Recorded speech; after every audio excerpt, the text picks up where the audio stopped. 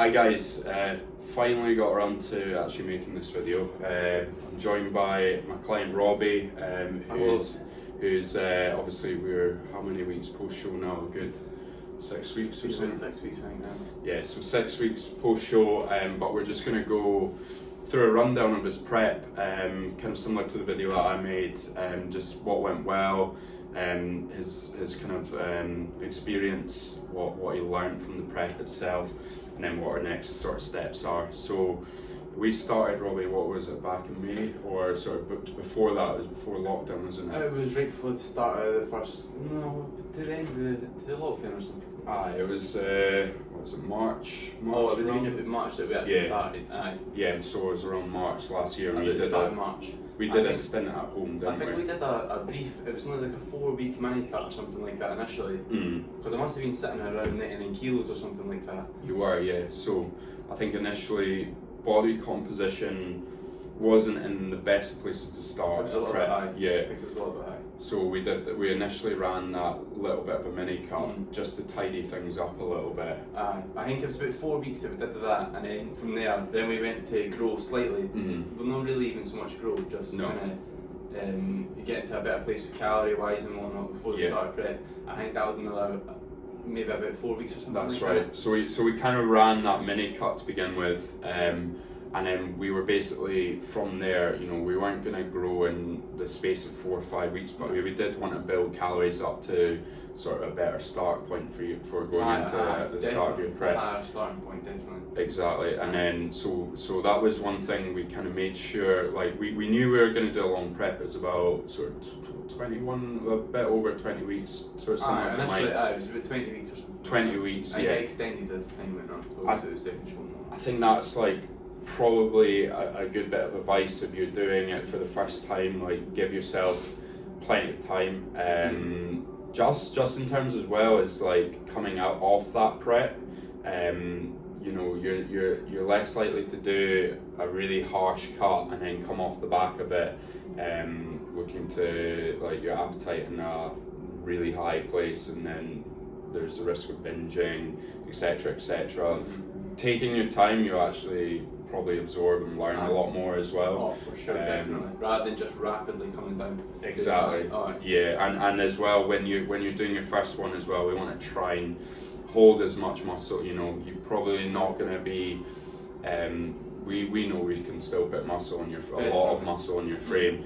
You're probably not going to be as developed as someone who's been competing sort of 4 or 5 times, like a veteran in the kind of competing scene. So we wanted to just make sure that we were holding on to as much muscle as possible, which we definitely did.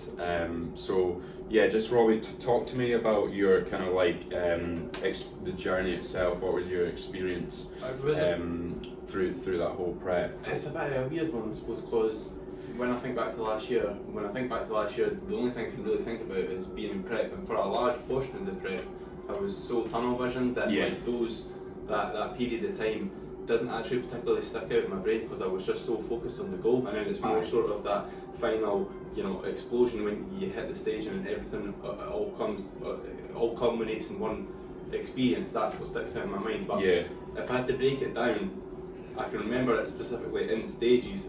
For example, first starting and whatnot, and the excitement, seeing your body go through changes and whatnot. That's motivation enough for me. Was like seeing the progression, like says, with it being a longer prep, seeing the progression happen over a period of time without crashing really, really quickly. That's what kept me ticking over, motivated. Every morning you wake up and you might look, 0.1% better, but you notice those differences because it's the only thing that you're focused on because you're so tunnel visioned. But for me, that was the biggest driving factor, was just these tiny little minute differences day by day, and then even like week after week after week after week. I think that's a good point actually, because I've often spoken to a lot of guys and girls as well who've tried to do like a cut for the first time, and they try and do it rapidly over the space of like maybe 10 to 12 weeks, and then the initial sort of thought in their head is, oh, I've lost weight too quickly, I look too skinny, and they probably have. They've probably gone way too quick, way too drastic with the calorie drop out the doors, and then like training doesn't follow and expenditures like way too high initially, and then they just kind of like that's it, they're done, they crash and they come out of it. So actually doing it nice and steadily, and actually obviously we were initially checking in once a week, and then towards the end it was obviously a lot more frequent as we're trying to learn your body. Once every couple of days, sometimes once every day. Right towards the end we were checking once a day. There's even a couple of times we did twice a day towards that show, closer to the first show day, just to see how Robbie's body responds. Obviously I've been working with Robbie a little bit prior to the prep itself. We had that initial stint. It was the first time I had worked with Robbie as well, so we were still kind of learning a lot of how Robbie's kind of body responded. Actually, funnily enough, just very similar to myself, where we're probably quite similar in the way we respond. So yeah, it was definitely an interesting one. And then we finally got to sort of the first show, which was the UK DFBA part of England, and we were both competing at the same show. Which was big help, to be honest with you. Exactly. So I was there kind of guiding Robbie through the process. Obviously I'd competed once before, so kind of knew a bit about what went on before you competed, sort of little things, because when you're that stressed at that point of your prep, tiny little things completely throw you off. They do, 100%. Yeah. They do. Even if our train was like 5 minutes later than it should have been, I would be like completely freaking out. So it was good that we both had each other together to try and like calm each other down at certain stages, because I was getting stressed as well. Like it's a big thing, and just little bits so we could get organised together. I gave Robbie a list of things that he needed to get ready before that show day, which was probably quite useful for Robbie himself. And then we went into that first show. The peak strategy we used in that first show was a sort of rapid backload for your carb loading, which we did. What was it? Kind of like 2 high days. 2 or 3 max. I think it was like one day, but it was kind of a little bit lower, but 2 pretty high days. And then we had that one sort of tidy up day, before the show. So in a sense, it wasn't like the standard rapid backload where it would be right before the show, but we had one day to tidy up, which worked well. You peaked probably on that day, unfortunately. I think as well, because of that, because I was peaking the day previously, we did actually change it, if you remember, we were on the train and stuff like that. And I was going into the bathroom in the train and whatnot, and looking at things and thinking, alright, maybe we could be a bit full or whatnot, and then going back to Chris, and then Chris was saying, alright, well, we'll add in this and we'll add in this. So the plan was constantly changing, on the go as well. Yeah, it was a little bit. We did make some changes initially in that final day. Not so much that I didn't want Robbie to be too stressed, especially being the first one, because doing too many changes at that point will just cause like a load of additional stress. So we made a couple of changes. Perhaps didn't quite nail the look. I think we probably peaked a little early, and then towards the show flattened out just a tiny bit, and we figured that strategy we used, it worked well to get to that final peak look, but it was very hard for us to control with Robbie. So we adopted a slightly different strategy for next time around. We knew off the back of that first show, we knew we could probably bring in a little more conditioning. Definitely. It's hard as well, because this obviously was Robbie's first time. There's only going to be so much in the way of conditioning that we'll be able to get sort of for a first timer, because it's just a case of not having as much muscle as maybe some of the guys who've been competing for a lot longer, and that lineup was stacked. It was a big lineup. And that's what helped as well. Yeah, because going into the show, I felt like I feel pretty lean. I feel pretty good about this.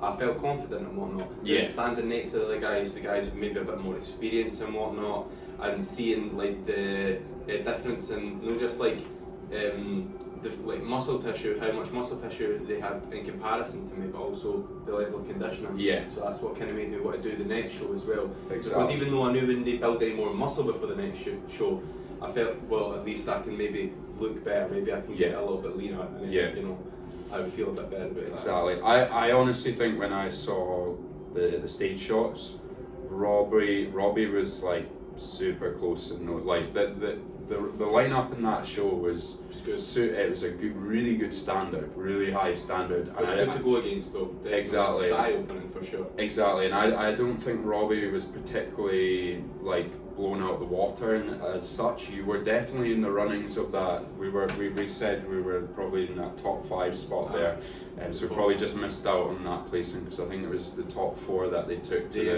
invited to the finals. It was tight. It was really close. It was close because we looked at the call outs. We were centre stage in the second call out. So there was the first call out of 4 guys, yeah, and then there was another call out with the rest of us, and then I ended up in the centre of that second call out, and that's why we kind of thought, right, well, 5th place. I mean, yeah, it was good. It was definitely a fantastic first show. Yeah. In these UKDFB shows, the standard was fantastic, and like I say, it is really eye-opening. It's really motivating as well. Exactly, really it's motivating because you can see like actually what you can achieve as a natural. Exactly. That's probably the first time you've definitely been there. Obviously looking at the beyond the juniors as well, and it's at the bodybuilding watching an actual bodybuilding show. You can see the standard of natural athletes, and there's so much you can progress in the natural sort of realm. A lot more than people would tend to give it credit for. Yeah, exactly. And so that is extremely eye-opening because most people would just discredit and say, oh, there's only so far you can progress as a natural, but then sitting in the audience and watching even your class, the men's physique class, the men's open bodybuilding classes, like it's mind-blowing. It is, to be honest with you. It's a mind-blowing, and some of the conditioning as well that you can achieve as a natural. Obviously a lot of this conditioning is shown through just hard work and putting on muscle tissue, so and kind of as you grow as an athlete, that kind of mature muscle that kind of shows at that level. So so we complete that show. We took a lot of learning sort of points from it. We knew that conditioning could be a little bit tighter. I think even myself, I knew I had to get better conditioning for that first show when I competed. And we knew we could probably brush up on posing a little bit as well. That was another thing. Yeah. Stage present. These are all things we had control of. What we couldn't do, obviously, is build more muscle. So we knew we could do work on these little points, and that led us into another. Was it 4 weeks? So it was another 4 weeks. Initially, I was a bit not discouraged. I wouldn't say I was discouraged. I felt like I was just a little bit. I seen the other guys, and I was like, right, there's quite a bit more muscle that needs to be added on here. Yeah.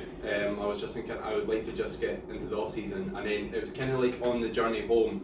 I was driving back, and I just kind of felt like I've already been in this cup for however many weeks. Yeah. And I don't feel like I've achieved my full potential. Why not just go? It's only an extra 4 weeks. What's an extra 4 weeks of adding on muscle and being in the bulking phase or whatever? Yeah. So I say it's an extra 4 weeks. It's more experience. It's more time to learn. It's more time to practice posing, like you said, and just get leaner and just try and bring as best a possible package as possible for the next show. Yeah, exactly. I think that's a good point. Is like the first time you compete is try and pick a few shows to go to, just so you get an experience of different shows as well. That was probably one of the mistakes I made from my first time around.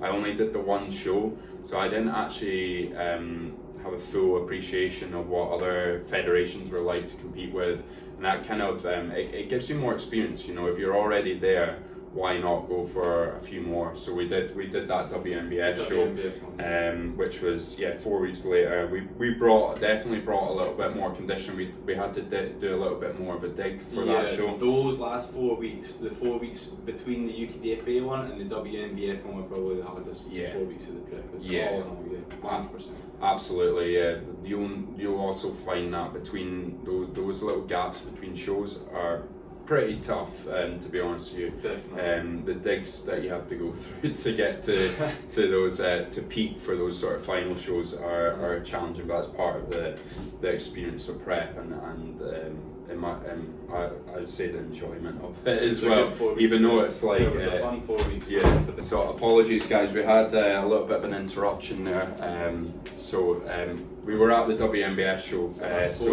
Last 4 weeks were tough, but definitely part of the enjoyment of prep. Like once you're in that kind of hole, you've just got the tunnel vision and you get on with it, don't you? And all you can see is that final goal. It couldn't really get any worse at that point. No, exactly. So it was like it doesn't really matter at this point. So we're both dragging our feet at that point, but we went into that WNBF show.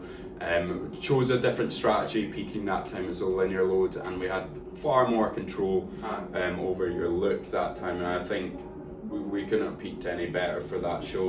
So it was what was it, about 5? Was it 5 or 6 days or something? It was about 5 or 6 days. Yeah, it was about a 5 or 6 day carb load to bring up slowly tapering up, and then adjusting as according to your look.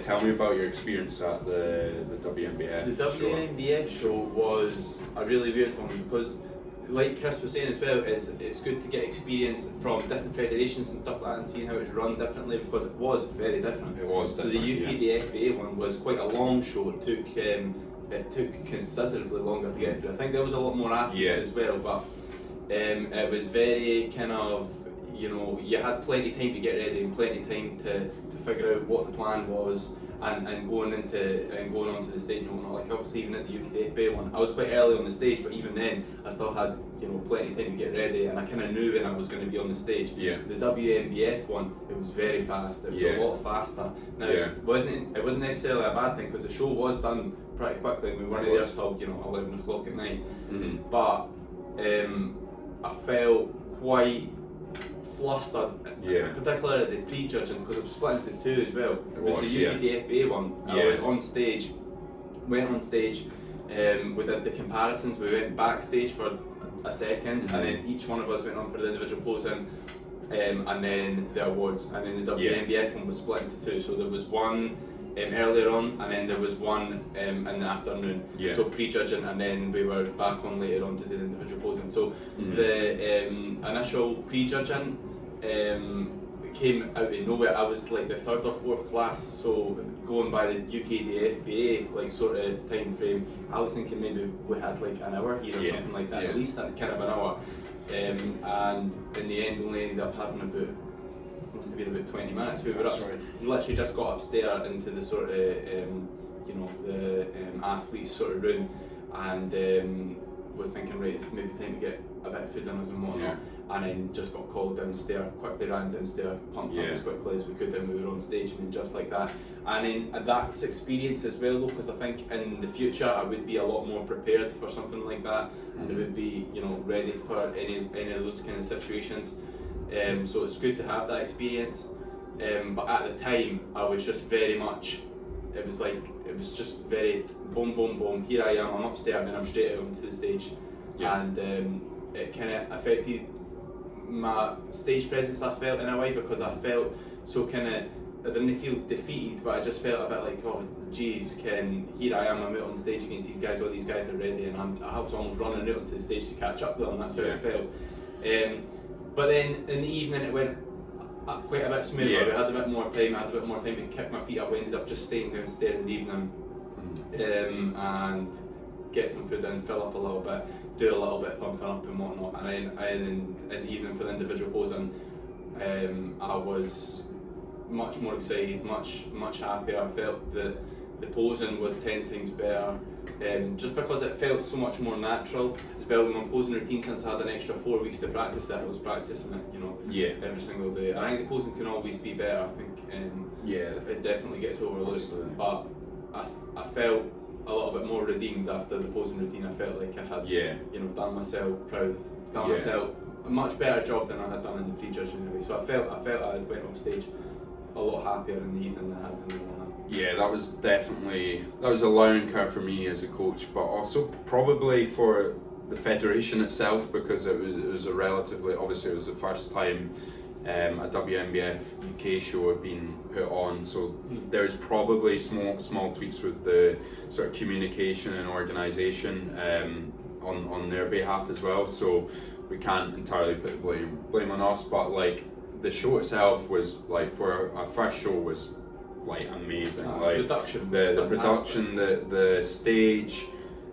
The stage shots themselves, everything was amazing. It was just like, you know, these little teething it like errors at the beginning of, like, when you're putting on a show for the first time, probably to be expected. So in hindsight, we probably should have been a little bit more prepared on that side of things. And I learned the same from when I was in Vegas competing at the Worlds. I made some sort of a similar sort of error, and you go on stage being a little bit flustered, and it shows. You're not quite prepared, and obviously because we had that meal only 20 minutes before we went on stage, there was probably some that meal hadn't been digested properly, so you probably had and you were stressed a little bit as well, so that probably could have affected the look, because the look in the evening show was way better, so much better. It looked so much drier and just fuller, and it just looked a lot more. You looked. That was the happiest or the best I'd ever seen you look in the whole prep. Yeah. So I was really happy with that look you brought to the stage in the finals, and you looked much more like yourself on stage as well. Much happier. Because in the prejudging as well, it felt like I was always trying to play catch up. Like they would call a pose, and since I was so like kind of flustered and I felt like I just rushed onto the stage, they would call a pose and everyone was in the pose, and I was like kind of and I felt like I was falling behind slowly but surely. I mean, that might be in my head as well. There might be a mental thing, a mental obstacle to overcome and whatnot. But the evening was definitely a lot better, a lot funner. I felt like I was a lot more, like you say, it's a lot more myself, really. Yeah, absolutely. No, I was, and then obviously it wasn't a huge lineup, but the guys who, so Robbie came third at that show. The guy who won it went on later on to win his WNBF Pro card, arguably one of the best junior natural physiques in the world. And the guy who came second was the winner of the first show that you did, the UKDFA show, and he's phenomenal and also competed a lot, so he had all that experience. So I was really proud of what Robbie was actually able to achieve there, coming in third, and he didn't look, he stood his own ground, like he didn't look way off from the top two placings, you know. A few more years to develop some muscle. We need to still build glutes a little bit more on the rear shots as well, especially. And then once we bring that higher level muscle, and you'll begin to see like that graininess, that level conditioning, finesse the posing, and you'll be right up there in those sort of top places. The posing was fantastic. Yeah. That as well was very motivating for me to see these guys putting so much time and effort into their posing and their posing routines and stuff like that. I was astounded. I was like, wow, that's amazing, and that made me want to take it back and go and practice all that stuff myself and actually try and strip it down. Exactly, put together something I was really proud of for next time. Yeah, I think that's something I'm going to work on. Absolutely, I think learning off the back of that is like pose throughout your off season as well. We know we need to like keep a little bit more work on the abs as well, which we'll keep up during Robbie's off season, as well as overall we just need a little bit more muscle, which we're working hard on now. So having said that, and what would be your what are the next steps for you, Robbie? What was your kind of rundown of the whole experience? What's the main takeaway points from it? So I suppose the next steps were just try to look towards building as much, like Chris says, as much muscle as we possibly can.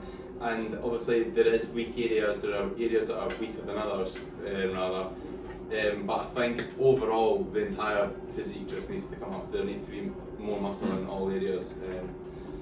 On top of that as well, like say, the posing, try to really get on top of the posing for the off season. I think I would say that I did a relatively good job of the posing in the first place. I've heard many horror stories of people not practicing their posing until 2 weeks out. I got on top of the posing. You did get on top for a first time competitor. We were right on it at the beginning. I must have started about about 18, 20 to 18 weeks out from the show. And we didn't just you had some posing lessons of Kieran, big shout out to Kieran as well for that. So we were getting on top of it right at the beginning, weren't we? Definitely. But we just know for next time.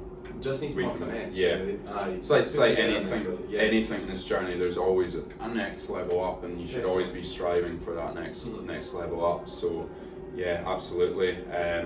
Was there anything else you had? I think, like Chris was saying, there's always a next step, and it's the same with everything. Every single part of this, it's all like each individual piece is like a piece of a jigsaw puzzle, all fits together. And one of those pieces for me is definitely the nutrition side of things, because if I think back to the start of my prep, and I know even like 18-20 week prep, it might not seem like a drastic amount of time when you put it in that context, but when you're actually living in that moment, it is a long time. And then when I think back to the very start of it, you know, the nutrition was all over the place. Like it was not, you know, it was not in, it wasn't at a good enough level for me to, you know, really bring the conditioning, and if you take that and apply it to the off season, really start to pack on muscle, it wasn't refined enough. And then over the course of the actual prep itself, I felt like I learned, you know, so much, not just about nutrition as well though, about training and carrying that over from the prep and into the off season. I think is what's going to take the physique to the next level. Yeah, I think so. If you can carry the same habits that you had during prep and the same sort of learning points, obviously nutritional timing during a prep, it becomes crucial, especially like towards the end when you're on very, very low calories. Having those points, transitioning them over to an off season, the amount you're going to grow off the back of that is going to be night and day to what was before you'd done the preps. So yeah, absolutely, really, really good takeaway point. A big one as well, on top of that, is the recovery side of things. Yeah. Because as I say, even before, I just, you know, you feel like Superman all the time when you're in the off season. It's like I can get away with everything.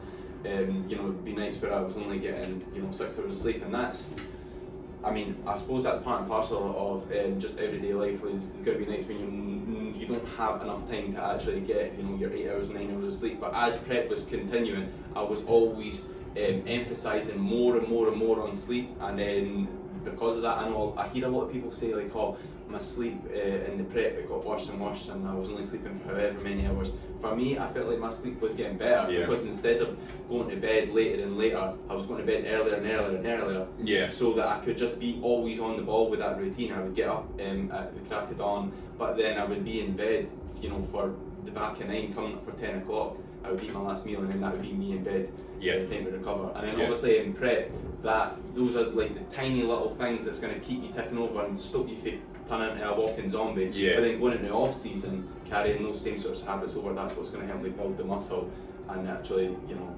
make those changes that I need to make. Exactly. Yeah. No, that's a really good point as well. I think sleep's one of these things. Obviously, at some point, depending on how far you dig in a prep, at some point it's probably going to be affected a little bit. But trying to keep on top of it and keeping your sleep hygiene really good towards the end is crucial, because your sleep really impacts on your performance, and that's something I think we can manage quite well during your first one. So yeah, that's kind of the lowdown of Robbie's prep.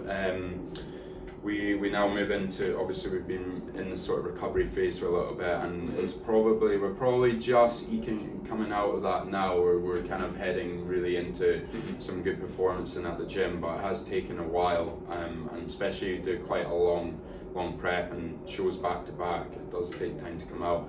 And that's us heading into that sort of bulking phase now. Really excited for sort of Robbie's future in the sport. We'll definitely be going again. We're going to take this year off, right? We're going to take full year off to grow a little bit more, to put on that muscle you need, and then we'll go again when we are ready to go. That's when we're going to go again. So thanks very much for listening, guys. As always, if you have any questions, please feel free to send me a message or send Robbie a message on his first experience or anything else, and I'll catch you again next time. Thank you.